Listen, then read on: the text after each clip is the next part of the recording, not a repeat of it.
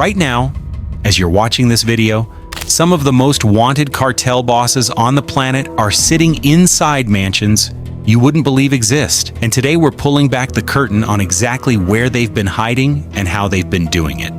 We're talking about El Chapo Isidro Meza Flores, the Sinaloa faction boss who has slipped through Mexico's fingers so many times that some people genuinely started questioning whether the government even wanted to catch him. Jesus Alfredo Guzman Salazar, known as El Mochomito, a man who inherited his father's empire, his father's enemies, and apparently his father's talent for disappearing without a trace. And we are talking about Ivan Archivaldo Guzman, El Chapo's eldest son, the current face of Los Chapitos, and the most actively hunted cartel figure in North America right now. The US has a $5 million bounty on his head. The Mexican military has raided his properties. And this man is still out here, somewhere, running a fentanyl empire that has flooded American streets and changed the drug war forever. Those are just three of the top ones that we will be covering today. So let's start at the very top, because the name that has every law enforcement agency on both sides of the border losing sleep right now is Ivan Archivaldo, the eldest Guzman son. Let's get into it. You know El Chapo, the world's most infamous drug lord, who's now locked away in a supermax prison for life. But what if I told you his son might be even more dangerous? And he's been evading capture for years, despite being one of the DEA's most wanted targets. Meet Ivan Archivaldo Guzman Salazar, alias Chapito, El Chapo's eldest son, heir to a billion-dollar empire, and the man US authorities have been hunting for over half a decade. Today we dive into his early life, his rise through the Sinaloa cartel, why he's worth more to the feds than almost anyone alive, and most importantly, where he might be hiding right now. Make sure you watch until the end, because we're going to reveal the exact strategies keeping him one step ahead of the world's most powerful law enforcement agencies. This is the story of Ivan Archivaldo Guzman Salazar, the ghost of the Sierra Madre. And it's one you won't forget. Ivan Archivaldo was born in 1983 in Jesus Maria, a small municipality in the heart of Sinaloa, Mexico. This wasn't just any corner of Mexico. This was ground zero for the drug trade, where poppy fields stretch across mountain valleys and cartel culture runs deeper than government authority. He was born into narco royalty, plain and simple. His father, Joaquin Guzman Loera, known as El Chapo, was already climbing the ranks of what would become the most powerful criminal organization in the Western Hemisphere. His mother, Maria Alejandrina Salazar Hernandez, came from a well-known family in the region, connected to the same networks that had trafficked drugs for generations. That made Ivan Archivaldo cartel royalty from day one. From a young age, Ivan wasn't playing soccer in the streets or dreaming of normal careers. He was watching convoys of armed men roll through his neighborhood. He was seeing stacks of cash that most people never encounter in a lifetime. While other kids were learning math in classrooms, Ivan was learning the logistics of a multi-billion-dollar criminal enterprise at his father's knee. He grew up surrounded by luxury SUVs, private parties, and whispers of power that could topple governments. But in that world, privilege came with a target on your back. And for Ivan, that target would only grow larger as he got older.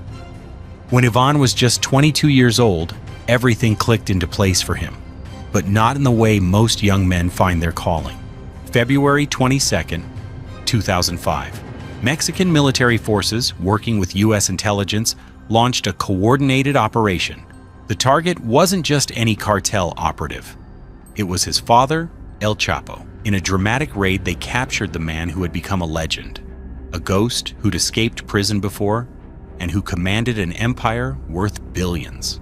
Ivan watched his father get dragged away in handcuffs, broadcast across every television in Mexico. Could have broken him, could have sent him running to legitimacy, to a quiet life funded by his father's hidden fortune. Instead, it ignited something else entirely. At El Chapo's first high-profile court appearance, Ivan was there in the gallery. Witnesses reported he sat stone-faced, taking in every word, every gesture from prosecutors. In Sinaloa's narco culture, that was more than family loyalty. It was a declaration. It was a young prince watching his king and learning that the throne doesn't stay empty for long. Ivan took it to heart. Within months, he'd gone from being El Chapo's privileged son to being an active operator in the Sinaloa cartel, starting to build his own network of loyalty, his own reputation, his own empire. After his father's capture, Ivan went all in on the family business. By his mid-20s, he was already a plaza boss, controlling key trafficking routes and commanding hundreds of armed men.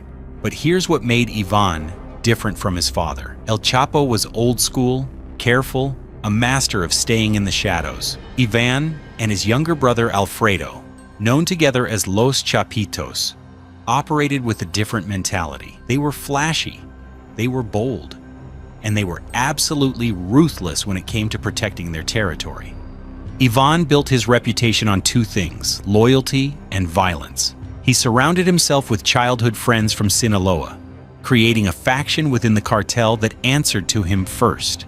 Locals started whispering about Chapito, the young boss who threw parties that made headlines and ordered hits that made people disappear. In the late 2000s and early 2010s, Ivan's lifestyle was impossible to hide. He posted photos on social media showing fleets of luxury vehicles, designer clothes, and exotic animals kept as pets. In one infamous photo, he's posing with a tiger. In another, he's at a private party with a table full of champagne bottles that cost more than most Mexicans earn in a year. His followers ate it up. Corridos, the folk songs that celebrate cartel figures, started name-dropping Ivan Archivaldo alongside his legendary father. He was becoming famous, becoming a brand. But fame has a price, and for Chapito, it came fast and brutally.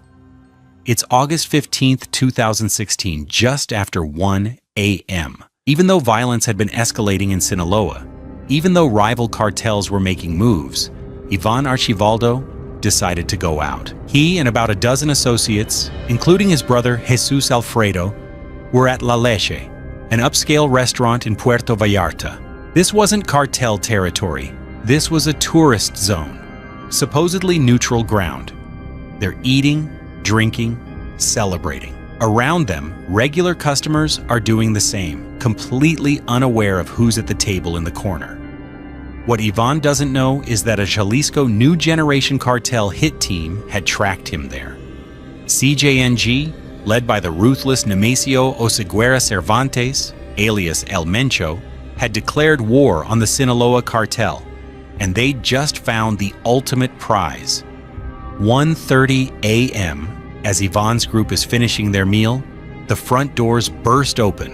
What sounded like cars backfiring was actually the sound of automatic weapons being charged. Armed men flood into the restaurant. Screaming erupts. Customers dive under tables. Within seconds, Ivan and at least 6 of his associates are surrounded. No shots fired. This isn't a hit. It's a kidnapping. They're forced into waiting vehicles at gunpoint. The entire operation takes less than 3 minutes. In less than 5 minutes, they're gone, vanished into the night. When the dust clears, witnesses are in shock. The restaurant is trashed, but there's no blood. Local police arrive to find abandoned plates of food, overturned chairs, and terrified tourists. Word spreads through the underworld immediately. Los Chapitos have been taken. The Sinaloa cartel went into emergency mode. Within hours, roadblocks appeared across multiple states. Cartel gunmen were mobilized. Messages were sent through every channel.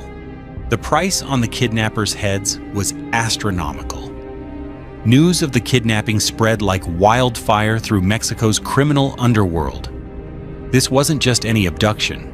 This was a direct attack on the Guzman bloodline, an act of war that demanded an immediate response. Ivan's captivity lasted less than a week, but what happened during those days remains shrouded in mystery and competing narratives. The official story that circulated was that high-level negotiations took place.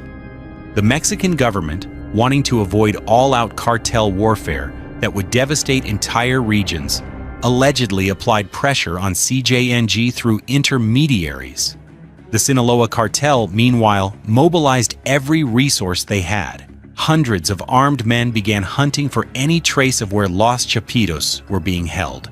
But other whispers never went away. One of the most talked about theories came from cartel insiders who later testified in U.S. courts. According to them, El Chapo, even from behind bars, orchestrated a deal. The rumor was that massive payments were made. Mas en bene, multiple shipments of drugs were handed over to CJNG as ransom, and promises of territorial concessions were put on the table. There was also talk that the Mexican military actually located where Ivan was being held, and that a covert operation was launched. In this version, the rescue wasn't negotiated. It was executed with force, but covered up to avoid international scrutiny. And then came the most dramatic rumor of all. This version says that El Mencho himself called off the kidnapping after realizing that killing or keeping El Chapo's sons would trigger a war that would destroy the drug trade itself. That the economic consequences of total war between the cartels would hurt everyone's bottom line so catastrophically that even rivals had to step back. Each of these stories paints a very different picture of power, negotiation, and violence. Was it money? Was it military force? Or was it cold calculation about profit margins that brought Ivan home? No investigation ever produced a clear answer. What is certain is that when Ivan Archivaldo was released on August 20th, 2016, the cartel landscape had fundamentally shifted. Los Chapitos emerged more paranoid, more violent, and more determined than ever to never appear weak again. The kidnapping was a wake-up call, but not the kind that makes you retire. For Ivan, it was fuel.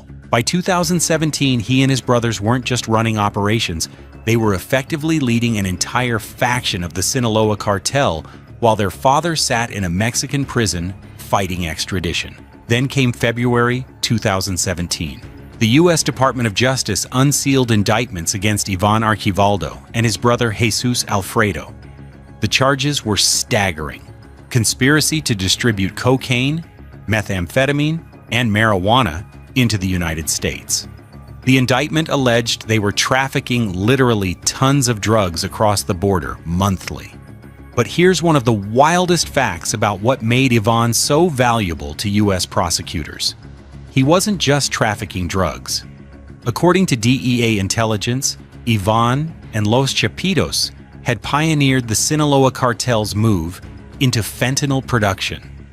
This deadly synthetic opioid, which can be manufactured in labs without needing poppy fields, was flooding into the United States and killing tens of thousands of Americans annually. The U.S. government wasn't just interested in arresting Ivan. They wanted to dismantle the entire fentanyl supply chain. And he was at the center of it. The State Department put a $5 million reward on his head. Later, that reward would climb even higher. For context, that's the kind of bounty usually reserved for international terrorists. The money Ivan was making was almost incomprehensible.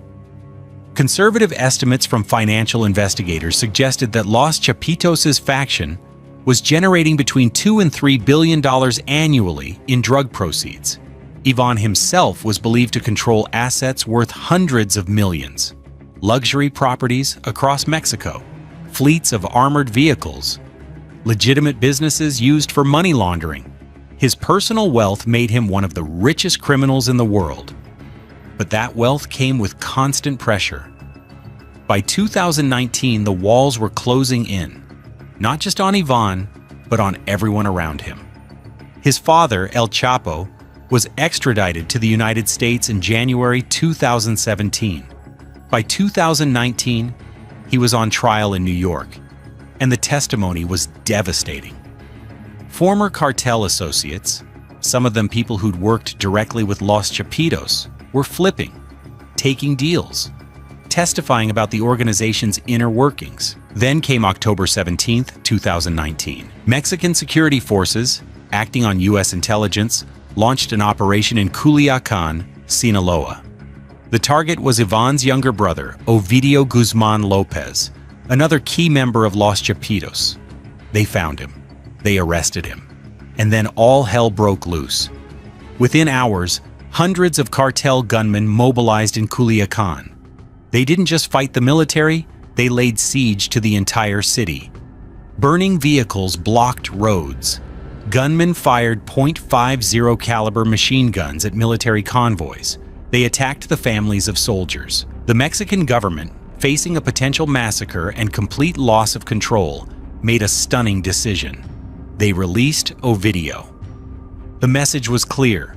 Los Chapitos had so much power, so much firepower, and so much reach that they could force a government to back down.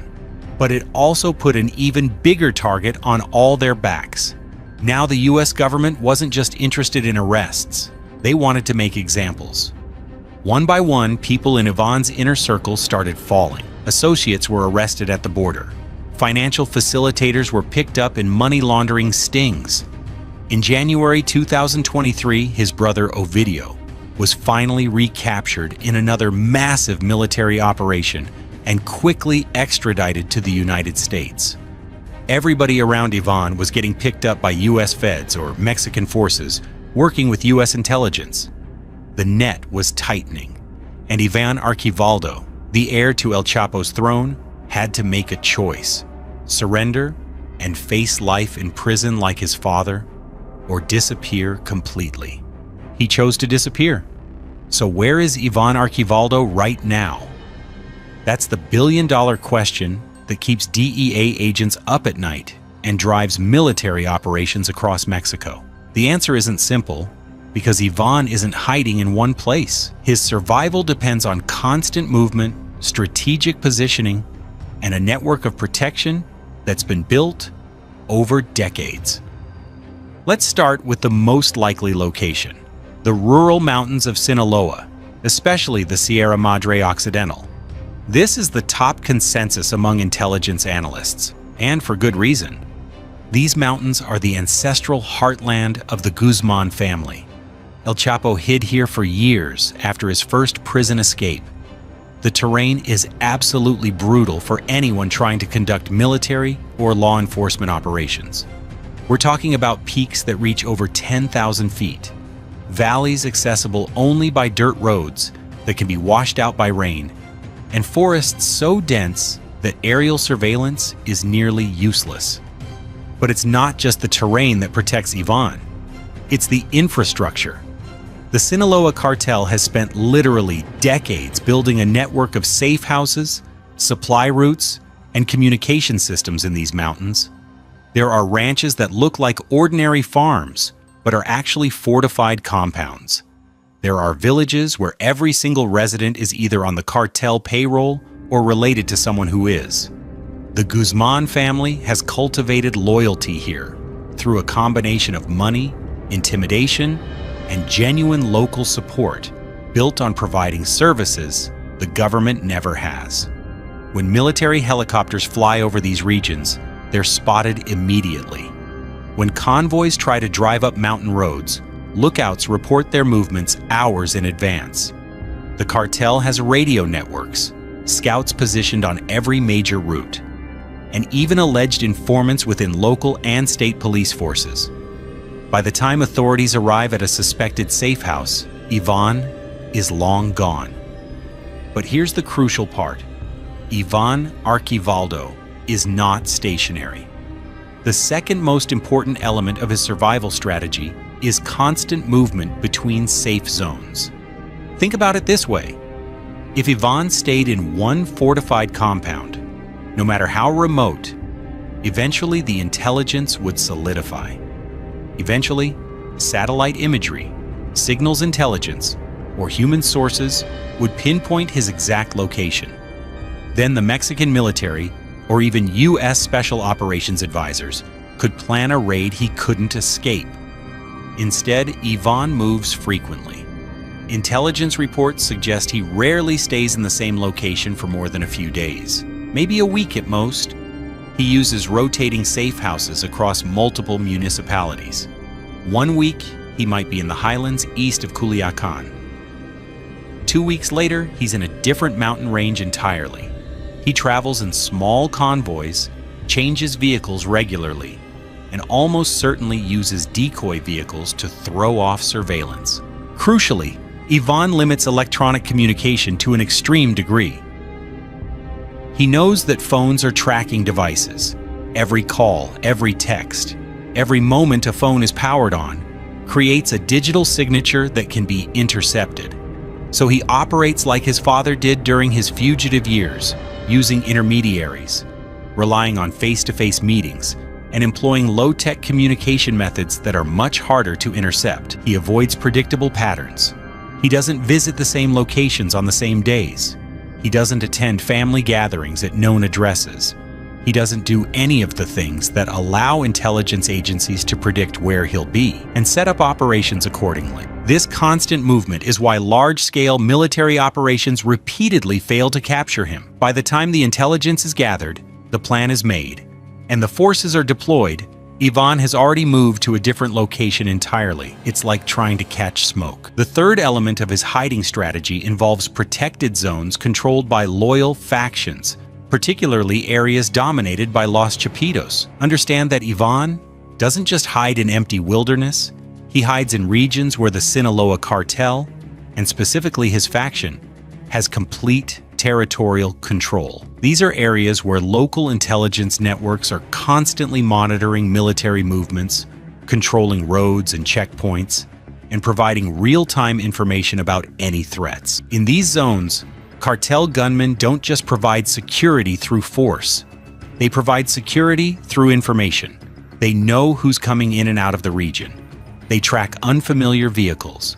They monitor hotels for anyone who might be law enforcement. They have people inside local businesses, taxi services, even government offices who report anything suspicious. When an outsider enters these territories, Los Chapitos know about it almost immediately. When military convoys are mobilizing 2 states away, scouts report it. This information network gives Ivan something invaluable: time. Time to pack up, time to move, time to disappear before anyone gets close. The protection comes from knowing what's happening before it happens, not just from having gunmen with rifles. Though make no mistake, if authorities did locate him, Ivan would have access to heavily armed security forces within minutes. The October 2019 Battle of Culiacan proved that Los Chapitos can mobilize hundreds of fighters almost instantly. Now, there's a fourth possibility that intelligence agencies monitor, but that's much harder to confirm: rare cross-border movement. Some reports suggest Ivan occasionally moves toward northern Mexico, specifically corridors in Sonora or Chihuahua. These border regions offer different strategic advantages. They're closer to smuggling routes, they're areas where the cartel has different kinds of infrastructure, and they provide options for potentially moving money or communicating with US-based operatives more easily. However, there is no confirmed evidence that Ivan is hiding in the United States itself. Despite his wealth and connections, crossing into US territory would be extraordinarily high risk. US law enforcement has sophisticated surveillance systems, extensive databases, and none of the corruption or intimidation factors that protect him in Mexico. If he entered the United States, he'd be operating in genuinely hostile territory where his every advantage disappears. So if he does move toward the border, it's likely brief, strategic, and immediately followed by a return to his safe zones in Sinaloa. The risk-reward calculation just doesn't favor extended stays anywhere near US jurisdiction. Let's break down the specific tactics and strategies that have kept Ivan Archivaldo free when so many others have been captured or killed. First, technology discipline. Ivan operates with the assumption that any electronic device can be tracked, hacked, or intercepted. According to intelligence sources, he rarely uses smartphones. When he does communicate electronically, he reportedly uses encrypted devices that are replaced frequently, sometimes even destroyed after a single use. Messages are short, coded, and sent through intermediaries. he never discusses operational details over any electronic medium. This is a lesson learned directly from his father's experience. El Chapo was partially tracked through electronic communications before his recapture. Ivan isn't making the same mistake. He's essentially living like it's the 1980s in terms of communication security, and that makes him incredibly difficult to locate using modern surveillance technology. Second, compartmentalization. Ivan doesn't operate through a traditional hierarchy where he directly commands all operations. Instead, Los Chapitos use a cell structure where different groups handle different aspects of the business: drug production, transportation, money laundering, security, and most cells don't know what the others are doing or where Ivan is at any given time. This means that when authorities arrest cartel members, even relatively high-ranking ones, those people genuinely can't give up Ivan's location because they don't know it. They might know how to send messages up the chain, but they don't have direct access or current intelligence about where he's physically located. Third, local support and legitimacy. Here's something that doesn't get discussed enough. In parts of Sinaloa, Los Chapitos aren't just feared. They're genuinely supported by portions of the local population. The Sinaloa Cartel, and the Guzman family specifically, has spent decades investing in local communities. They've funded schools, provided medical care, built roads, and offered employment in regions where the government has historically provided almost nothing. During the COVID-19 pandemic, Los Chapitos reportedly distributed food packages with their name on them. This isn't charity, it's strategy. It builds a base of community support that makes it much harder for authorities to operate. When everyone in a village sees the military as hostile outsiders and Los Chapitos as local benefactors, intelligence gathering becomes nearly impossible. Nobody talks to the authorities. Nobody cooperates with investigations, and people actively help hide cartel members. Fourth, financial resources. With hundreds of millions of dollars at his disposal, Ivan can afford the best security money can buy. We're talking about military-grade weapons, armored vehicles, communication equipment, and most importantly, information. Money buys loyalty. Money buys silence. Money buys tips from corrupt officials about upcoming operations. Money pays for scouts, safe houses, logistics, and the entire support network that makes staying hidden possible. As long as the drug money keeps flowing, and it absolutely is, Ivan has virtually unlimited resources to fund his evasion. Fifth, strategic patience. Unlike some cartel leaders who can't resist returning to certain places for family events, mistresses, or comfort, Ivan has shown remarkable discipline in avoiding sentimental mistakes. If that means not attending his child's birthday party at a known location, he doesn't go. If that means not visiting a sick relative in a hospital, he doesn't go. He's calculated that his freedom depends on never being predictable, never being sentimental, and never taking unnecessary risks. That kind of discipline is rare, and it's one of the main reasons he's still free. But here's the reality that Ivan Archivaldo faces every single day. He can't hide forever. The pressure isn't decreasing, it's intensifying. The United States government has made Los Chapitos a top priority. After El Chapo's conviction, after the fentanyl crisis exploded into a full-blown epidemic, killing over 100,000 Americans annually, U.S. authorities decided that going after the supply chain leadership was a matter of national security. That means more resources, more intelligence cooperation with Mexico, and more sophisticated technology dedicated specifically to finding him. The Mexican government, despite corruption and capacity issues, is also under enormous pressure. Every time Los Chapitos makes headlines, every time they demonstrate they can challenge state authority like they did in Culiacan, it's an embarrassment to the administration. President López Obrador's security strategy has been heavily criticized, and capturing high-profile cartel leaders would be politically valuable. And then there's the internal cartel dynamics. As his brothers get arrested and extradited, As rivals like CJNG continue to push for territory, as younger, more reckless operators challenge the old guard, Ivan's position becomes more precarious. The cartel world doesn't reward defensive strategies forever. At some point, hiding looks like weakness. At some point, other ambitious leaders might decide that Los Chapitos are vulnerable. Ivan is also aging. He's in his early 40s now. The life of constant movement, sleeping in different places, limited contact with family, constant paranoia, it takes a toll. Unlike legitimate businessmen who can retire comfortably, Ivan can never retire. There's no graceful exit from being on the DEA's most wanted list. There's no deal that makes the charges go away. His only options are to keep running, surrender, or die. The slightest mistake could be catastrophic. If he gets comfortable and stays too long in one location, if he trusts the wrong person who becomes an informant, if he uses a phone at the wrong moment, if a family emergency makes him predictable, the years of careful evasion could end in a single night. Intelligence agencies are patient. They're building patterns, analyzing years of data, developing sources, and waiting for that one error. They know that everyone slips eventually. Everyone makes one call they shouldn't. Everyone visits one place they're not supposed to. Everyone has one person they trust who turns out to be a liability. And when they find out where he is at, if they get solid intelligence that Ivan Archivaldo is at a specific location at a specific time, the response will be overwhelming.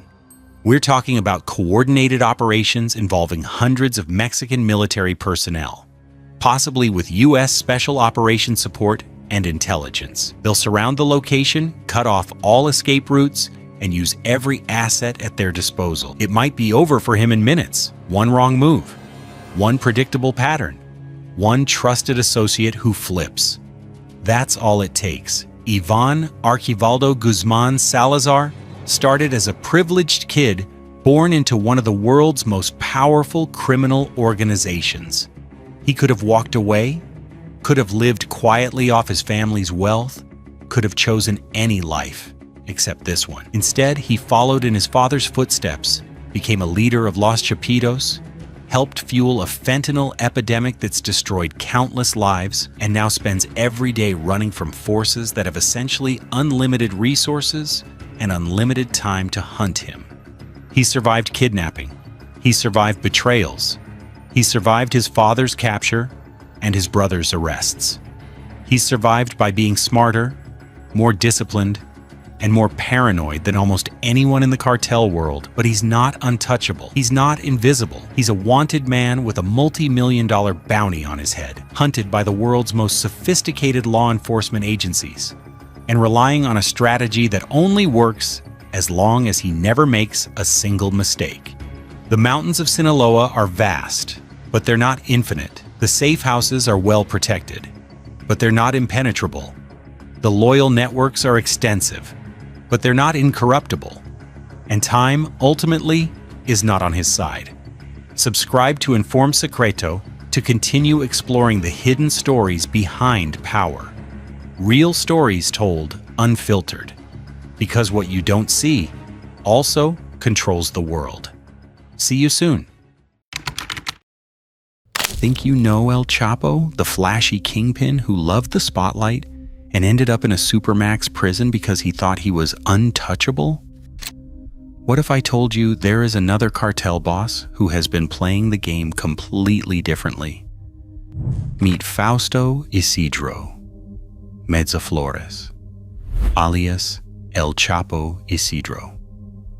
While his famous namesake courted fame and fell, this man has stayed invisible, untouchable, and free for over 14 years.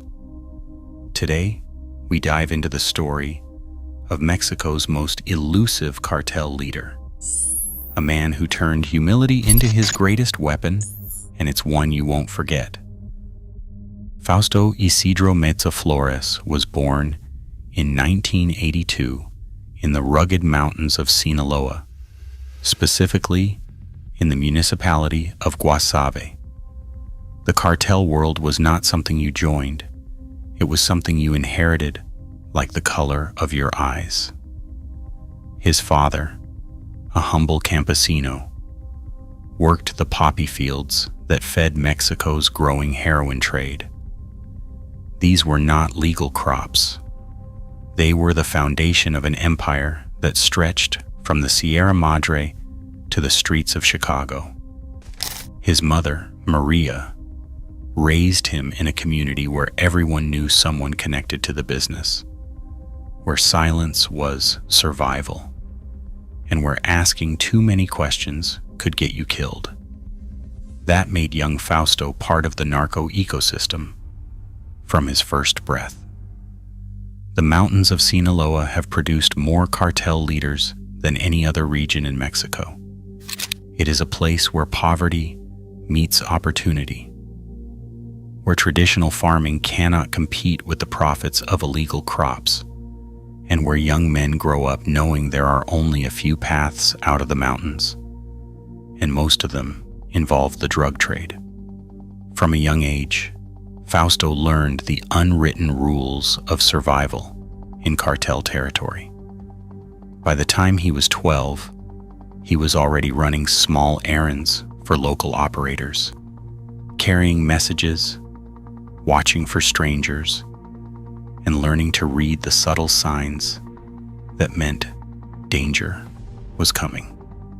While other kids were playing soccer in dusty village squares, Fausto was learning to read people, to stay quiet, and to never draw unnecessary attention to himself or his family. He grew up surrounded by violence, money, and power, but also by the constant fear that came with that world. In the mountains of Sinaloa, you learned early that privilege came with a deadly price. One wrong move, one moment of carelessness, one betrayal, and you disappeared forever. Your family might find your body weeks later, or they might never find it at all. That lesson would shape everything about how Fausto operated for the rest of his life.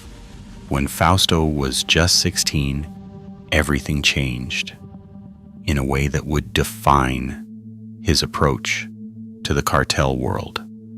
A rival group from Sonora moved into his territory, challenging the local power structure that had kept relative peace for years. The violence escalated quickly, brutally, and without mercy. In one horrific week in 1998, 3 of his childhood friends were found dead, their bodies dumped in different locations as a message to anyone thinking about resistance. These were not just acquaintances, they were boys he had grown up with, played with, and shared dreams about one day leaving the mountains for something better. The first was found shot execution style behind the local church. The second was discovered in a burned-out car on the highway to Culiacan. The third, his closest friend since childhood, was found tortured and mutilated, left where Fausto would be sure to see him.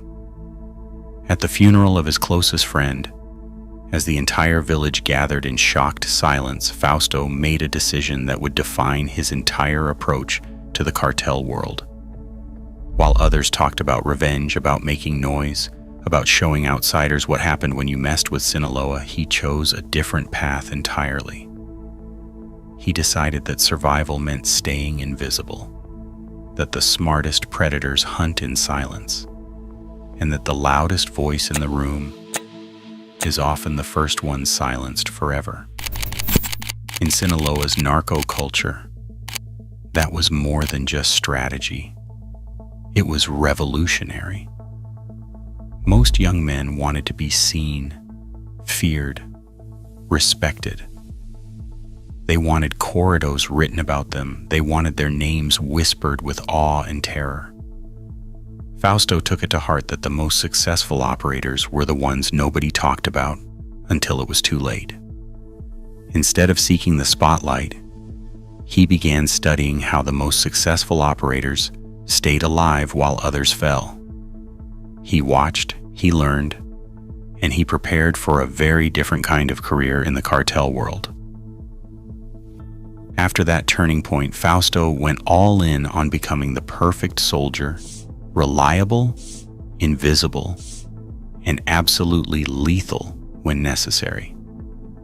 By the time he was 18, he was already earning respect in lower-level roles within the local organization that controlled his region. He started as protection, the man who watched backs during meetings, who made sure conversations stayed private, and who could spot trouble before it arrived. This was not glamorous work. It meant standing in the heat for hours, staying alert when others relaxed, and being ready to die for men who might not even know his name. Then he moved into transport, learning the routes that connected the mountain laboratories to the border crossings. He memorized every back road, every checkpoint, every safe house between the Sierra Madre and the Rio Grande. He learned the timing, when to move, when to wait, when to abandon a shipment rather than risk capture. He also handled local enforcement, dealing with problems quietly and efficiently. When someone stole from the organization, when someone talked too much, when someone needed to disappear, Fausto was the one who made it happen. Without drama, without witnesses, without leaving evidence that could come back to hurt the organization. What made Fausto different was his approach to every aspect of the business. He never bragged about his work, never posted photos of money or weapons, never made himself the center of attention. He understood that discretion was more valuable than gold. While other young operators bought flashy cars and expensive jewelry, Fausto drove modest vehicles and dressed like any other working man from the mountains. Locals started whispering about this young operator, the one who got things done quietly, who solved problems without creating bigger ones, who could be trusted with the most sensitive operations, because he kept a low profile and never attracted attention. His break came through the Beltran-Leyva organization, one of Mexico's most powerful cartels at the time. It was led by four brothers who had built an empire that stretched from the poppy fields of Sinaloa to the cocaine routes of South America. The Beltran-Leyva brothers, Arturo, Hector, Carlos, and Alfredo, controlled massive territories and had connections reaching the highest levels of government and law enforcement. The cartel leadership noticed Fausto because of exactly what made others overlook him. While flashy lieutenants drew heat from rivals and authorities, and while they appeared in newspapers and became targets for elimination, Fausto operated like a ghost. He was trusted with increasingly important operations because he understood that in the cartel world, the loudest voice often becomes the first target. By his early 20s, Fausto had become one of the Beltran-Leyva organization's most reliable operators, handling security for high-level meetings, overseeing major shipments, and eliminating threats to the organization's stability. He was earning serious money, but more importantly, he was earning something far more valuable in the cartel world: trust. But fame has a price. And for the Beltran-Leyva organization, it came fast and brutally.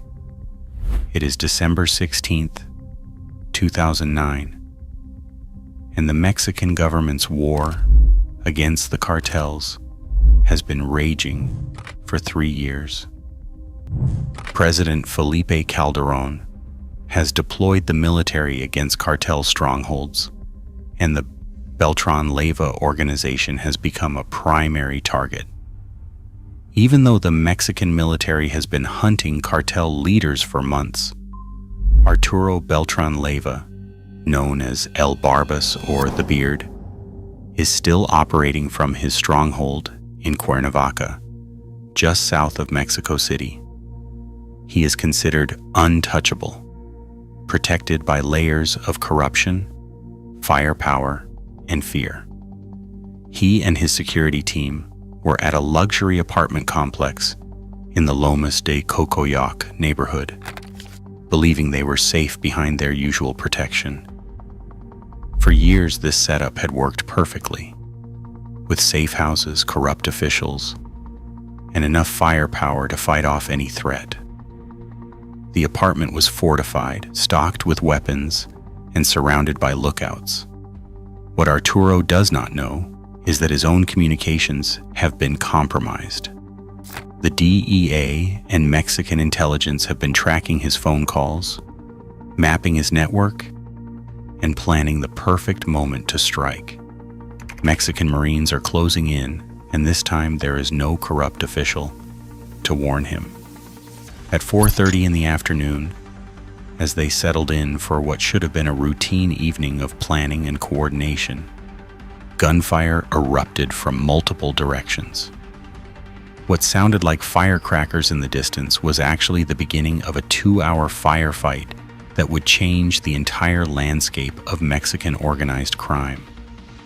More than 200 Mexican Marines stormed the building, supported by helicopters and armored vehicles. Arturo's men fought back desperately, using high-powered rifles and grenades.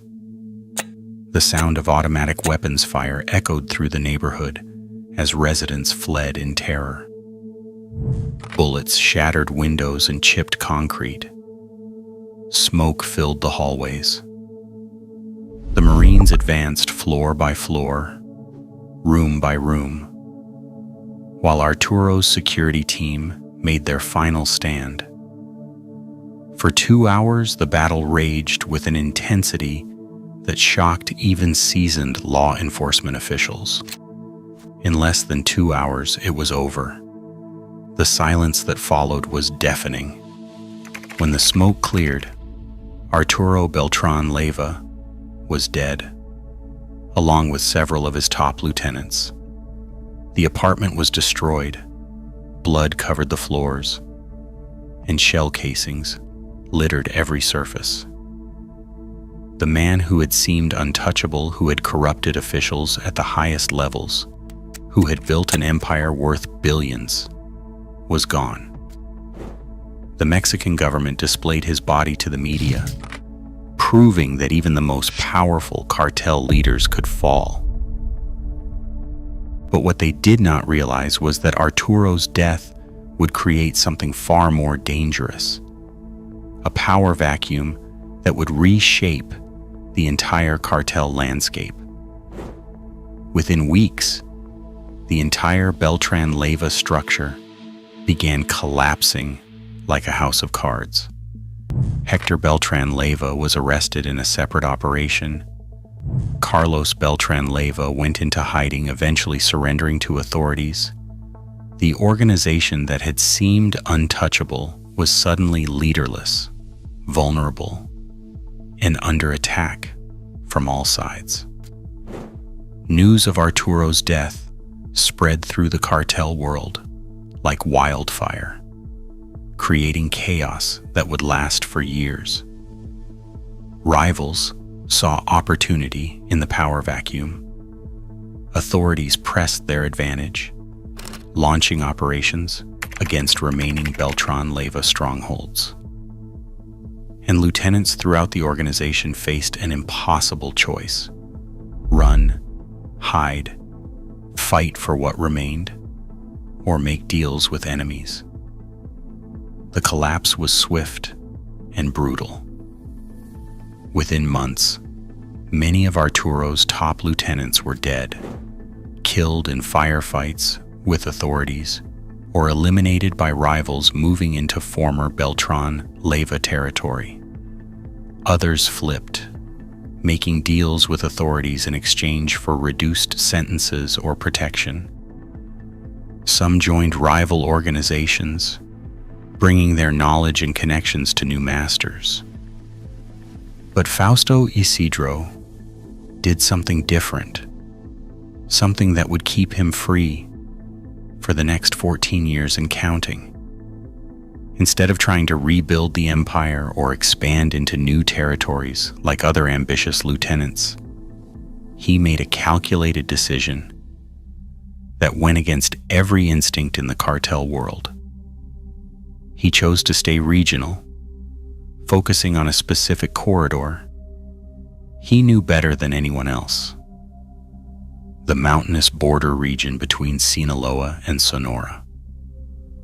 While others fought expansion wars that drew attention from authorities and resources from their operations, Fausto concentrated on something far more valuable: survival. This was not cowardice. It was strategic brilliance. Fausto understood that the Beltran Leyva organization had fallen because it became too big, too visible, too dependent on corruption that could be exposed. He decided to build something different, smaller, more flexible, and absolutely invisible to outside observers. He avoided every mistake that had brought down his former bosses. No flashy lifestyle that would attract media attention. No social media presence that could be tracked. No unnecessary violence that would bring heat from authorities. No expansion into territories he did not understand. He ran his operation like a business, not an ego trip. Instead of trying to control vast territories, he focused on controlling key smuggling routes through terrain he had known since childhood. Instead of building a large organization that could be infiltrated, he worked with a small circle of trusted associates, many of whom had grown up with him in the mountains. This approach kept him invisible to the media, unpredictable to rivals, and always one step ahead of law enforcement. While bigger names fell around him, El Chapo, El Mayo's sons, and leaders of the Juarez and Gulf cartels, Fausto Isidro became the cartel world's ultimate survivor. His strategy was so effective that, for years, many people in law enforcement were not even sure he existed. While other cartel leaders appeared in newspapers and intelligence reports, Fausto operated in complete shadow, known only through the results of his work. What is certain is that this strategy worked better than anyone could have predicted. 14 years later, he is still free, still operating, and still considered one of Mexico's most wanted fugitives, but also one of the most elusive. Today, Fausto Isidro Meza Flores remains one of Mexico's most elusive cartel leaders, a ghost who has outlasted presidents, survived multiple military operations, and avoided the fate that claimed virtually every other major figure from his era. Here is one of the wildest facts about him. He has survived longer as a fugitive than most cartel bosses survive in the business at all. In a world where the average cartel leader lasts maybe 5 years before death or capture, where flashy kingpins rise and fall like shooting stars, Fausto's 14-year run is almost unbelievable. So how does he manage it? How does someone stay free when the Mexican military, the DEA, and rival cartels all want him dead or captured? First, he controls key smuggling corridors between Sinaloa and Sonora, territories he has known since childhood. This gives him home field advantage that cannot be replicated. He knows every mountain path, every safe house, every person who can be trusted. When authorities or rivals come looking, he disappears into terrain that might as well be another planet. Second, he has refused absorption by larger cartels, particularly the Sinaloa cartel led by Ismael El Mayo Zambada. While this has made him enemies, it has also kept him independent and unpredictable.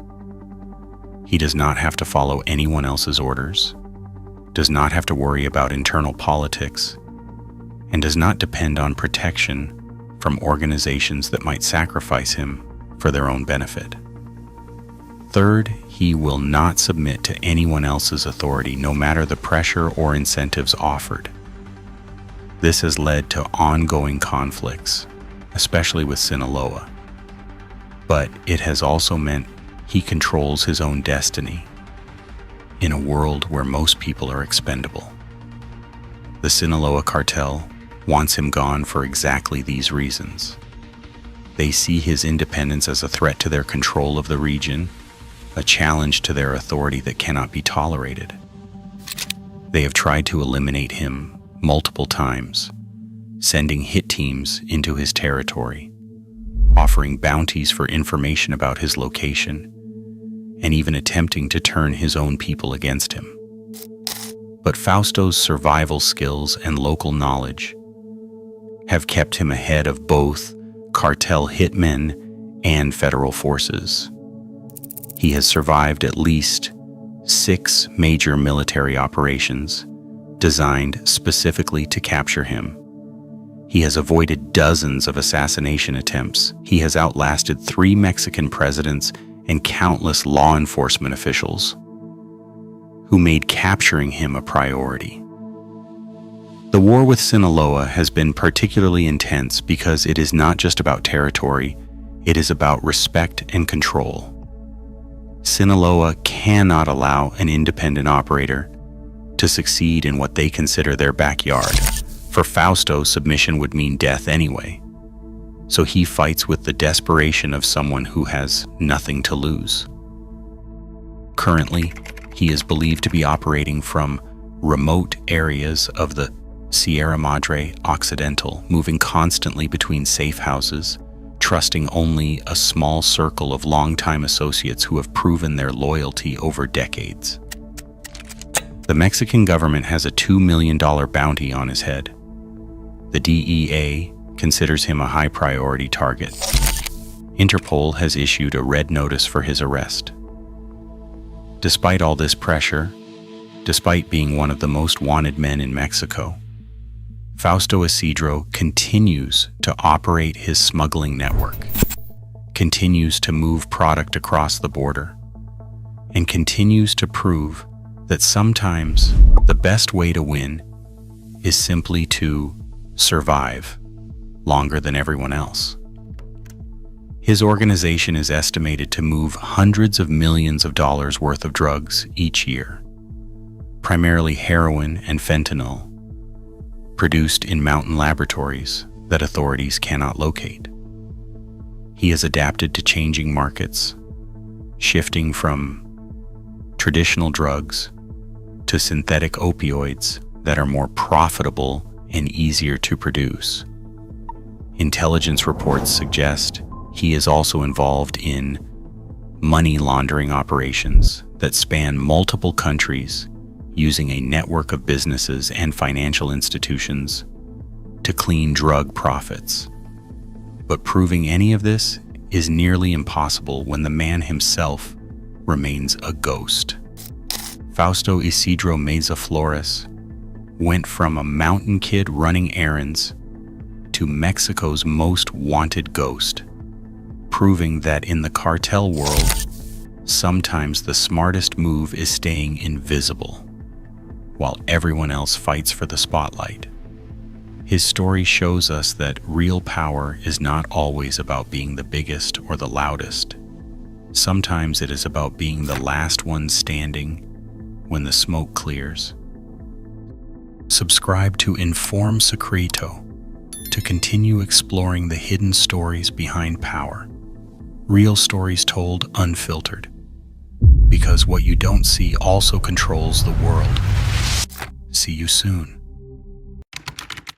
You know El Chapo, the most notorious drug lord in modern history, But what if I told you his most dangerous legacy isn't the billions he made or the wars he fought? It's walking free right now, somewhere in the mountains of Mexico. Meet Jesus Alfredo Guzman Salazar, alias Alfredillo, El Chapo's eldest son, heir to an empire built on blood and cocaine, and the man the DEA calls one of the most wanted fugitives in the world.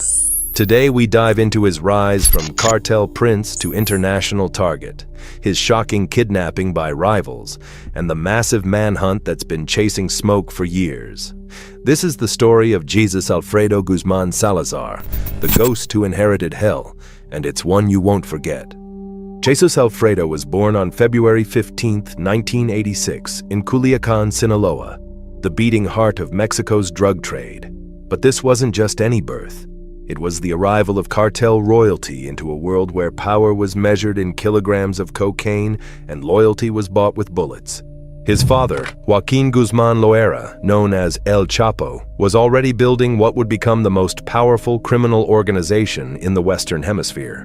By 1986, El Chapo controlled trafficking routes from Colombia to Chicago, moving an estimated 200 tons of cocaine annually.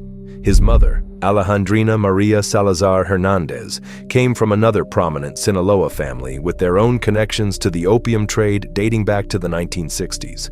That made Jesus Alfredo cartel royalty from his first breath. The Guzman compound where he grew up wasn't just a home. It was a fortress. 30-foot walls topped with razor wire, guard towers manned 24/7, and underground tunnels connecting to safe houses throughout Culiacan. The family owned legitimate businesses too, construction companies, restaurants, and cattle ranches that served as fronts for money laundering operations worth hundreds of millions. From a young age, Alfredillo was groomed for this life with the precision of a military academy. By 8 years old, he was learning to shoot with former Mexican Special Forces soldiers who had joined his father's security team. By 10, he was attending meetings where men discussed moving tons of cocaine like other kids talked about baseball cards. While other children were playing video games, Jesus Alfredo was learning the family business, routes through Tijuana and Juarez, supplier relationships in Colombia and Peru, and the brutal mathematics of the drug trade where a single mistake could cost millions or lives. His education was unconventional but comprehensive. Private tutors taught him English, mathematics, and business administration. But his real professors were cartel veterans who explained how to read people, how to spot surveillance, and how to make decisions when failure meant death. He learned that in their world, paranoia wasn't a disorder. It was a survival skill. He grew up surrounded by armed bodyguards carrying military-grade weapons, bulletproof vehicles that cost more than suburban homes, and the constant hum of encrypted radios coordinating operations across 3 countries. Luxury was normal. Private jets for weekend trips to Acapulco, million-dollar ranches stocked with exotic animals, and politicians who answered his father's calls within minutes. But in that world, privilege came with a target painted on your back from birth. Jesus Alfredo's childhood was punctuated by sudden relocations when rival cartels or federal forces got too close. Birthday parties were held in different safe houses. Christmas presents were delivered by armed convoys. Normal was a concept that didn't exist in the Guzman household. By his teenage years, Jesus Alfredo wasn't just observing the family business. He was participating in it. His father believed in hands-on education, and the curriculum was unlike anything taught in traditional schools. At 14, he was accompanying shipment coordinators to remote airstrips where Colombian planes landed under cover of darkness. He watched as crews unloaded hundreds of kilograms of pure cocaine, learning how to test product quality and calculate street values. These weren't field trips. They were graduate-level courses in international drug trafficking. El Chapo insisted his son understand every aspect of the operation. Jesus Alfredo spent weeks with tunnel engineers who explained how to move product under the U.S. border without detection. He learned about corruption networks that stretched from local police to federal judges, understanding that in Mexico, everyone had a price. You just had to know how to negotiate it. The violence was part of his education too. At 16, he witnessed his first execution, a cartel member who had been skimming money from shipments. His father made him watch, explaining that in their business, mercy was often mistaken for weakness, and weakness got you killed. It was a lesson that would shape his leadership style for years to come. But Jesus Alfredo also learned subtlety. While his father was known for spectacular violence and public displays of power, Alfredo developed a preference for operating in shadows. He studied how legitimate businesses functioned, understanding that the best criminal enterprises looked exactly like legal ones from the outside. His father's associates noticed the difference early. Where El Chapo was impulsive and emotional, Jesus Alfredo was calculating and patient. Where his father sought recognition and folk hero status, the son preferred anonymity and efficiency. One former cartel lieutenant later told authorities, "El Chapo wanted to be famous. Alfredo wanted to be invisible. That made him more dangerous." When Jesus Alfredo was just 16, everything crystallized in a moment that would define his future. His father was arrested for the second time in 2014, dragged from a beachside condo in Mazatlan by Mexican Marines who had been tracking him for months. The arrest was a spectacle broadcast live across Mexico. El Chapo, the man who had tunneled out of maximum security prisons and evaded capture for over a decade, was finally in handcuffs. The images flashed across every screen in the country. The world's most wanted drug lord looking smaller and older than his legend suggested. At the detention center, as cameras flashed and reporters shouted questions, El Chapo's eyes found his son in the crowd of family members and lawyers. No words were exchanged, but everyone who was there remembers that look. It wasn't defeat. It was a passing of the torch. In that moment, the king was telling his prince that the kingdom was now his responsibility. In Sinaloa's narco culture, that moment was more than a father looking at his son. It was a coronation witnessed by hundreds of cartel members, government officials, and journalists. The message was clear. The Guzman dynasty would continue, and Jesus Alfredo was now its leader. The transition wasn't immediate or smooth. Other cartel factions saw El Chapo's arrest as an opportunity to seize territory and trafficking routes. The Beltran Leyva organization, former allies turned bitter enemies, began pushing into traditional Sinaloa strongholds. The Jalisco New Generation Cartel, led by the ruthless Nemesio Oseguera, El Mencho, started expanding aggressively from their base in western Mexico. Jesus Alfredo took it to heart. Within months, he was no longer just the boss's kid tagging along to meetings. He was making life and death decisions, giving orders to men twice his age, and proving he had inherited more than just his father's name. The cartel world was watching to see if the prince could become a king. After his father's arrest, Jesus Alfredo went all in on the family business with a strategic mind that impressed even hardened cartel veterans. By 20 years old, he was already coordinating multi-million-dollar shipments and managing cartel operations across 3 Mexican states and multiple U.S. cities. But Alfredo developed his own style that was distinctly different from his father's approach. Where El Chapo ruled through fear and spectacular violence, Jesus Alfredo preferred psychological warfare and economic pressure. He understood that in the modern drug trade, the most effective weapon wasn't a gun. It was information, leverage, and the ability to make problems disappear quietly.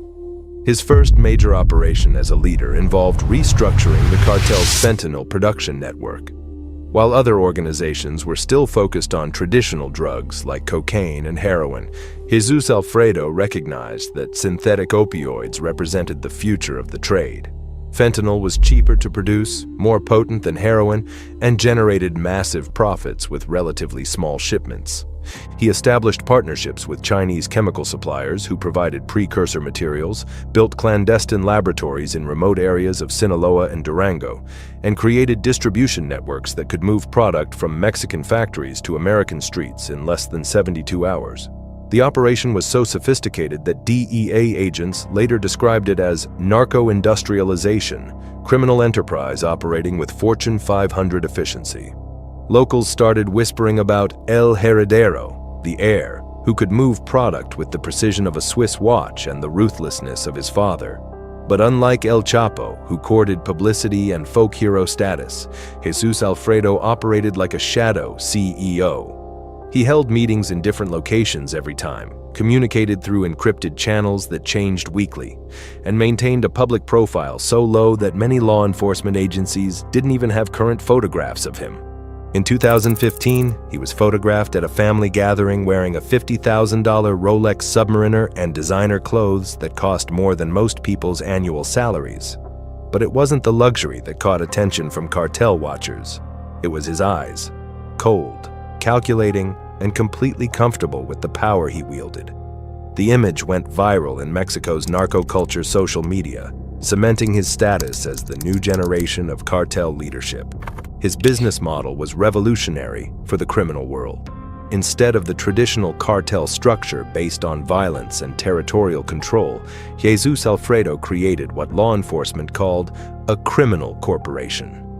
He maintained legitimate businesses as fronts, employed teams of lawyers and accountants to manage finances, and used data analytics to optimize trafficking routes and minimize law enforcement interdiction. The numbers were staggering.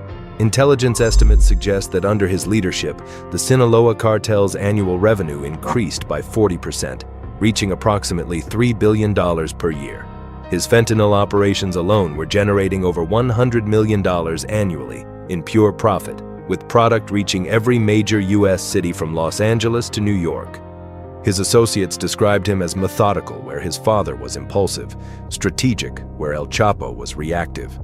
One former cartel member who cooperated with authorities told the DEA, "Alfredo thinks 3 moves ahead. When he makes a decision, he's already planned for 5 different ways it could go wrong. That's what makes him dangerous." But fame has a price in the cartel world, and for Alfredo, it came fast and brutally. It's August 15th, 2016, 1:30 a.m. The summer heat in Puerto Vallarta is oppressive even at night, but inside La Leche, an upscale restaurant known for attracting narco elite, the air conditioning keeps the atmosphere comfortable for Mexico's criminal aristocracy. Even though Culiacan was crawling with rival sicarios and federal agents conducting Operation Sinaloa, Jesus Alfredo decided to celebrate his 30th birthday at this exclusive establishment. The restaurant was a favorite among cartel members because of its discreet private dining areas and management that understood the importance of privacy for certain clientele. He and 5 companions were at a private table in the back section, an area specifically designed for high-profile guests who valued security over scenery. The music was loud enough to mask conversations. The drinks were premium imported liquor, and security seemed airtight. His personal bodyguards had swept the restaurant twice, checking for surveillance equipment and potential threats. 72 hours before this night, the restaurant had been thoroughly inspected by his security team. They had checked employee backgrounds, installed additional cameras, and established escape routes. The place felt as safe as anywhere could be for someone with a $5 million bounty on his head. What Jesus Alfredo doesn't know is that Jalisco New Generation cartel operatives have been watching him for weeks, studying his patterns with the patience of professional hunters. They've identified his favorite restaurants, tracked his security protocols, and most importantly, they've bribed key members of his protection detail. This operation has been planned down to the minute with backup plans for every possible scenario. The CJNG team includes former Mexican Special Forces soldiers, experienced kidnappers, and local criminals who know Puerto Vallarta's streets like their own neighborhood. They've been positioning assets around the restaurant since midnight, using stolen vehicles and weapons that can't be traced back to their organization. 2:15 a.m., as they're finishing dinner and discussing plans for expanding operations into Central America, the lights suddenly cut out.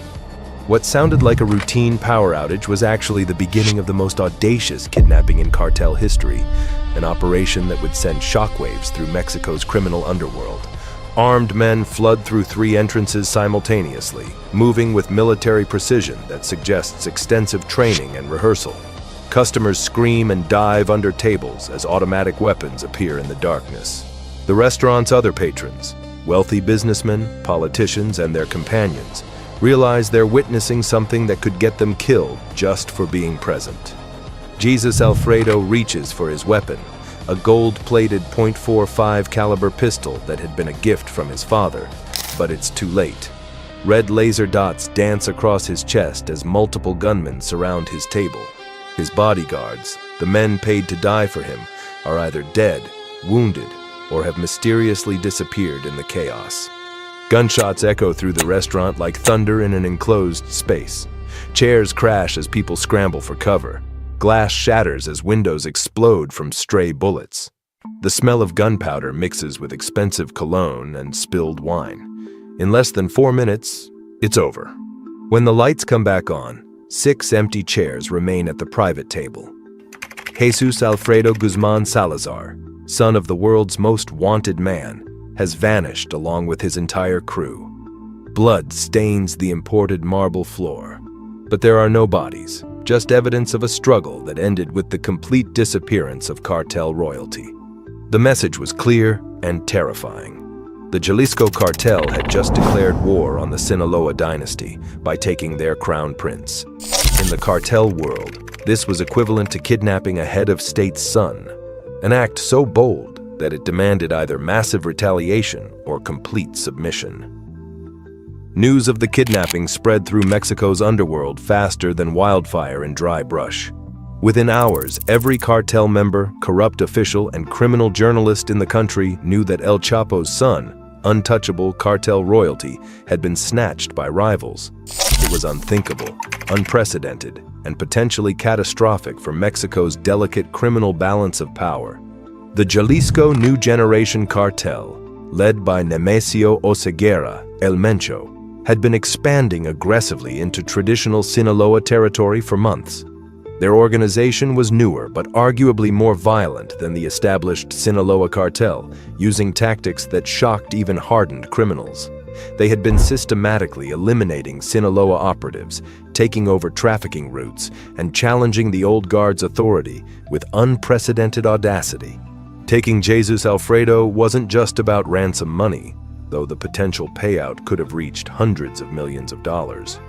This was about sending a message that resonated throughout Mexico's criminal hierarchy. No one was beyond their reach, no matter how powerful their family name or how extensive their security apparatus. For 72 hours, Mexico held its breath while the criminal underworld prepared for war. Cartel watchers, government intelligence agencies, and international law enforcement expected all-out conflict that would make previous drug wars look like minor skirmishes.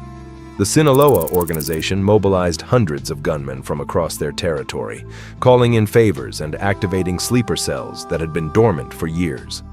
Roadblocks appeared across 3 states as Sinaloa forces searched every vehicle, questioned every stranger, and turned northern Mexico into an armed camp. The Mexican military went on high alert, knowing that when cartels this powerful clash, innocent civilians die by the hundreds and entire cities can become battlefields.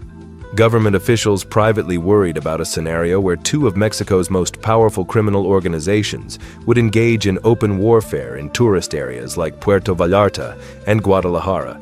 The economic implications alone, collapsed tourism, international sanctions, military intervention, could have devastated Mexico's economy.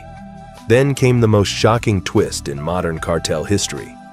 On August 18th, just 3 days after the kidnapping that should have triggered the bloodiest drug war in Mexican history, Jesus Alfredo and his 5 companions were released unharmed. No ransom was paid. No territory was surrendered.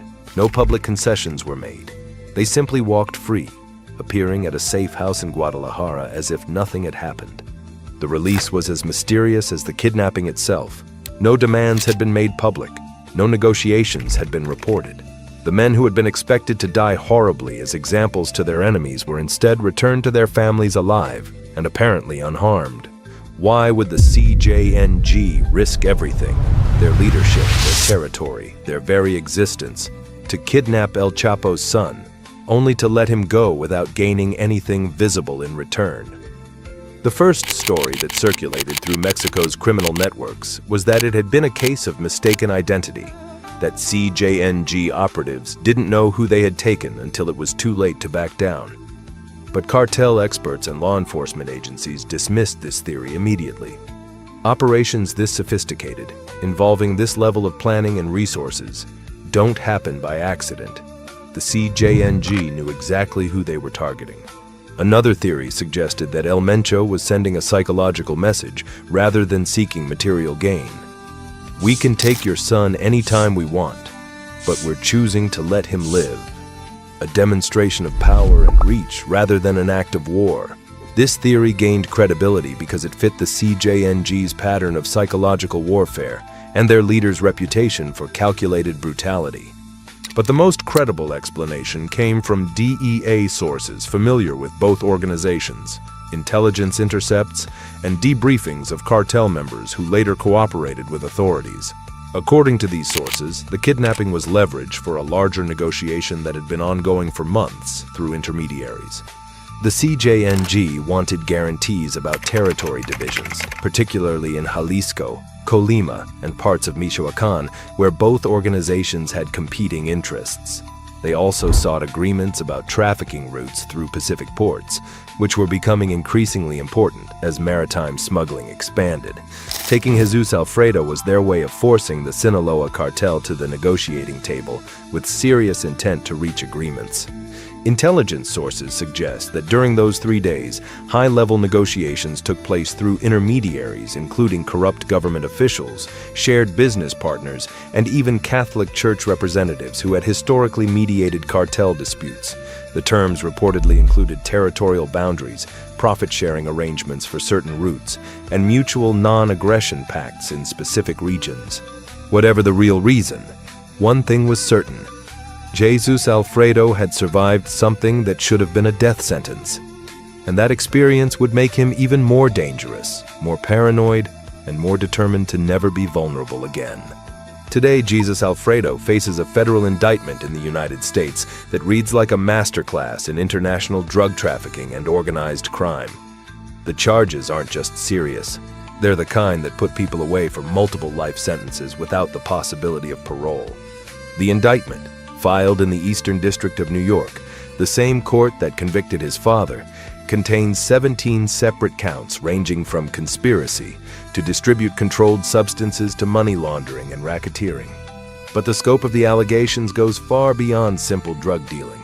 They describe a criminal enterprise that operated like a multinational corporation, with revenues exceeding those of many legitimate Fortune 500 companies. Large-scale drug trafficking into the United States forms the backbone of the case against him, but this isn't small-time dealing or even traditional cartel operations.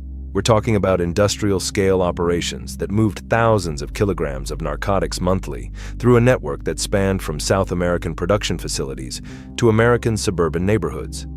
Prosecutors allege that he personally oversaw or coordinated shipments of fentanyl, cocaine, heroin, and methamphetamine across the U.S.-Mexico border using methods that would impress logistics experts at Amazon or FedEx.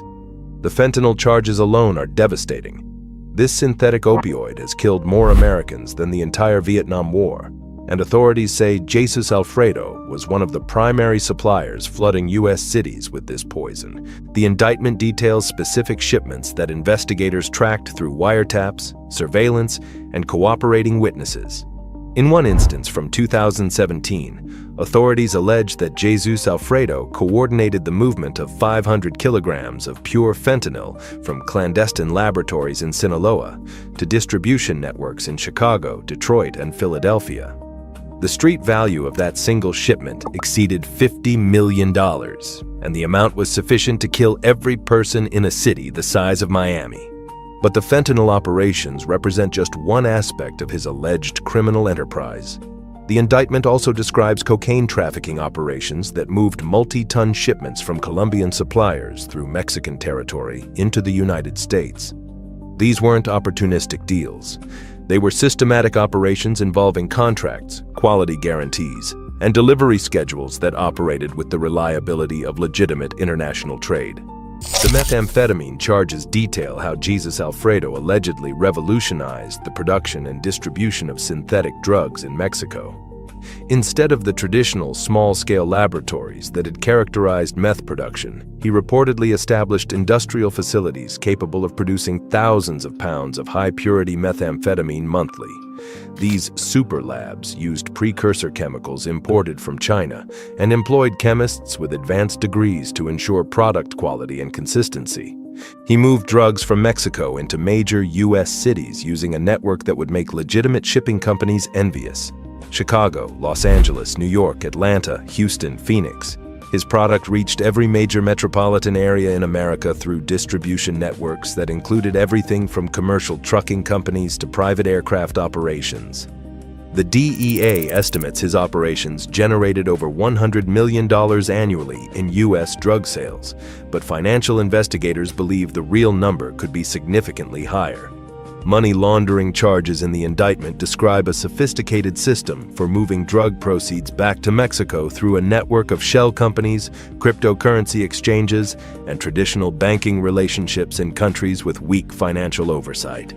He used established cartel routes that his father had spent decades perfecting, but also innovated new methods that caught law enforcement off guard. Tunnels under the border were just the beginning.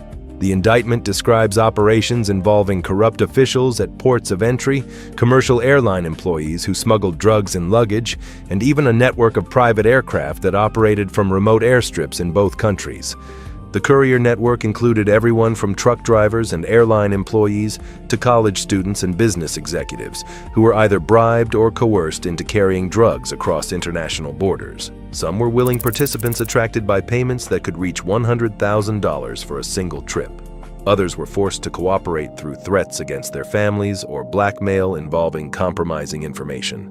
But here's what makes Jesus Alfredo particularly dangerous according to federal prosecutors. Unlike his father, who was known for violence and spectacle, Alfredo ran his operations like a shadow corporation. Clean money, legitimate businesses as fronts, and a network of lawyers and accountants who made sure the cash flowed smoothly through international financial systems without triggering regulatory scrutiny. The money laundering operation described in the indictment is particularly sophisticated. Prosecutors allege that he used a network of legitimate businesses, restaurants, construction companies, import-export firms, to disguise drug proceeds as legitimate revenue. The operation involved multiple countries, dozens of shell companies, and financial instruments so complex that it took federal investigators years to understand how money moved from American streets back to Mexican bank accounts. The U.S. government has placed a $5 million bounty on his head, the same amount they offered for his father before his capture. That's not just money. That's a statement that they consider him equally dangerous to American national security and public health. The reward amount puts him in the same category as international terrorists and heads of hostile foreign intelligence services. So where is the most wanted son of the most famous drug lord in history hiding from the largest manhunt in Western Hemisphere law enforcement? Jesus Alfredo is believed to be in Mexico, most likely within the state of Sinaloa or the surrounding Golden Triangle region that includes parts of Sinaloa, Durango, and Chihuahua. This region has been a Sinaloa cartel stronghold for over 3 decades and remains where many cartel leaders operate with near impunity, protected by geography, corruption, and generational loyalty. But this isn't just hiding. It's strategic positioning in territory that the cartel controls more completely than many governments control their own capitals. U.S. authorities and Mexican intelligence analysts have indicated that both Alfredo and his brother Ivan Archivaldo use a sophisticated network of remote rural areas, mountainous terrain, and rotating safe houses to evade capture while maintaining operational control of their criminal empire. The infrastructure supporting his concealment is remarkable in its scope and sophistication. Intelligence sources describe a network of safe houses that includes everything from luxury compounds with helicopter landing pads to simple ranch houses that blend seamlessly into rural communities. These aren't just hiding spots. They're fortified command centers with early warning systems, escape routes, and enough firepower to hold off small armies. Each safe house is equipped with satellite communication systems, encrypted internet connections, and surveillance equipment that would be impressive in legitimate corporate security operations. Some locations reportedly include underground bunkers with independent power supplies, water sources, and enough supplies to sustain occupants for months without outside contact. The rugged mountains and remote ranches of northern Sinaloa provide perfect cover for fugitives with unlimited resources and local support. These aren't just geographical features, they're natural fortresses that have been modified over decades to serve cartel operations. Hidden airstrips carved into mountainsides, roads that don't appear on any government maps, and communication towers that carry encrypted signals across hundreds of miles of territory. Cartel factions often move through small towns and countryside, where local populations are either loyal, terrified, or both. In many of these communities, the Guzman name still commands respect and protection that goes beyond simple fear. Local mayors, police chiefs, and business owners have been on the cartel payroll for generations, creating a support network that operates like a parallel government. But there's another reason Jesus Alfredo can stay hidden that goes beyond geography and corruption. He learned from his father's mistakes. El Chapo's downfall came partly from his ego. The interviews with actors and journalists, the public appearances at restaurants and sporting events, the need to be seen as a folk hero. Alfredo operates differently. He's a ghost who prefers shadows to spotlights, understanding that in the modern world, visibility equals vulnerability. Intelligence sources suggest he uses a rotation system that would impress military strategists, never staying in one location for more than a few days. Private airstrips allow for rapid movement between safe houses. Mountain roads known only to locals provide escape routes that can't be monitored by satellite surveillance, and a communication network that changes constantly makes electronic surveillance nearly impossible. He's not just hiding. He's running a mobile command center that stays one step ahead of both Mexican and American law enforcement while maintaining operational control of a criminal empire worth billions of dollars. The operation requires hundreds of people, from pilots and drivers to communications specialists and security personnel, all of whom have remained loyal despite massive rewards for information leading to his capture. The Golden Triangle isn't just geography. It's a fortress built over decades of cartel investment, corruption, and social control.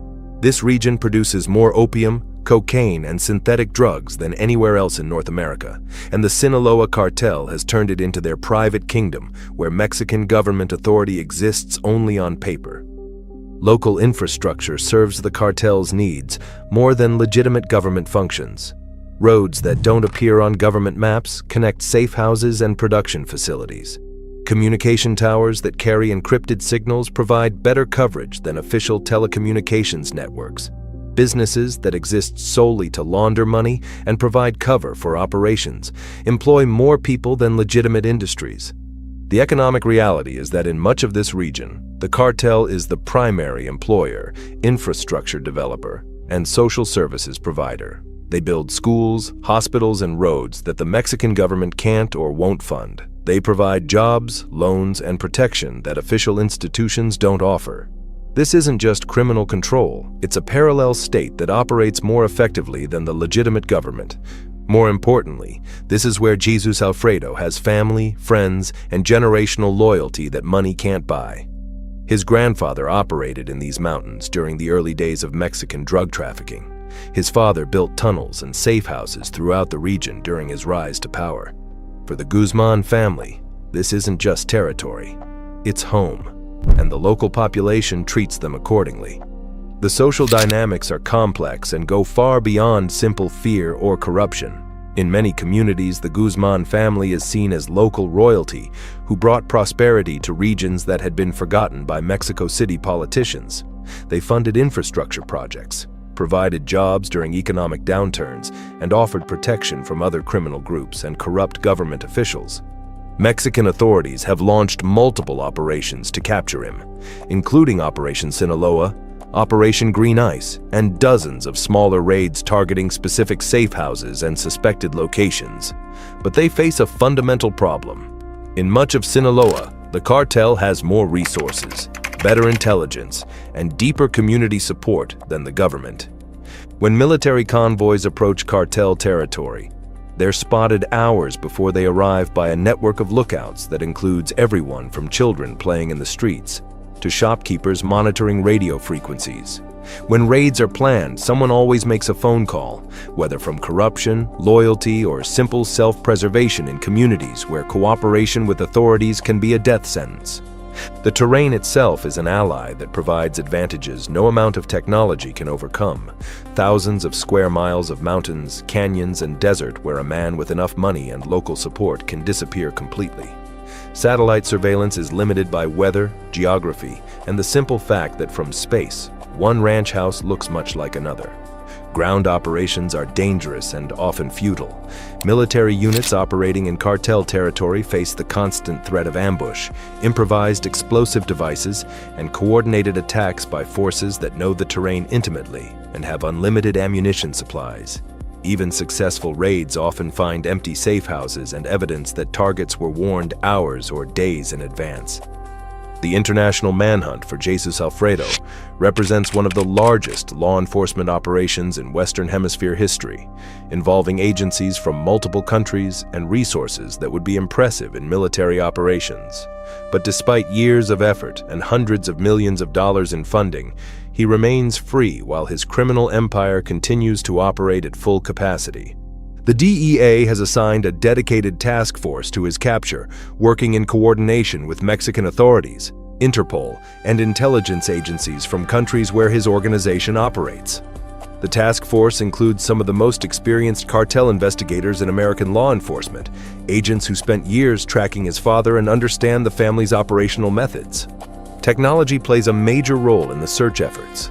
Satellite surveillance monitors known cartel territories 24/7, looking for patterns of movement, construction, or communication that might indicate his presence. Electronic surveillance attempts to intercept communications, though the cartel's use of encrypted channels and frequently changing protocols makes this extremely difficult. Financial investigations track money movements through international banking systems, looking for patterns that might reveal his location or operational methods. These efforts have led to the seizure of hundreds of millions in cartel assets, but haven't provided the intelligence breakthrough needed for capture. The $5 million reward has generated thousands of tips from informants, rival criminals, and ordinary citizens, but most have proven false or outdated. The few credible leads have resulted in raids on empty safe houses and evidence that he had been present but left days or weeks earlier. Mexican authorities face particular challenges in their pursuit. Corruption within law enforcement agencies means that operational plans are often compromised before they can be executed. Local populations in cartel territories are either loyal to the organization or too frightened to cooperate with authorities, and the vast territory involved makes comprehensive surveillance nearly impossible with available resources. International cooperation has improved significantly since his father's capture, but jurisdictional issues and differing legal systems still complicate joint operations. Evidence gathered in one country may not be admissible in another. Extradition procedures can take years even when suspects are captured, and diplomatic considerations sometimes limit the aggressive tactics that might be more effective. But perhaps the biggest challenge is that Jesus Alfredo learned from every mistake that led to his father's downfall. He avoids the publicity that made El Chapo a target. He uses technology more sophisticated than many government agencies. And he operates in territory where his organization has deeper roots and better intelligence than law enforcement. Jesus Alfredo Guzman Salazar inherited more than just his father's empire. He inherited his father's enemies, his father's targets, and his father's legend. But unlike El Chapo, who courted fame and paid the ultimate price, Alfredillo has chosen to become a ghost, operating from shadows while building a criminal enterprise that may be more powerful and certainly more sophisticated than anything his father achieved. He transformed from cartel prince to international fugitive, from kidnapping victim to one of America's most wanted criminals, from his father's son to a leader who has surpassed his teacher in every way except notoriety. Today, he remains free while his father serves life in a Colorado Supermax prison, a reminder that in the drug trade, sometimes the student not only surpasses the teacher, but learns to avoid the teacher's fatal mistakes. The manhunt continues across 2 countries and multiple continents, but Jesus Alfredo Guzman Salazar remains what he has always been, a ghost in the mountains, a shadow in the desert, and proof that in the modern world, the most dangerous criminals are often the ones you never see coming. Subscribe to Inform Secreto to continue exploring the hidden stories behind power. Real stories told unfiltered, because what you don't see also controls the world. See you soon.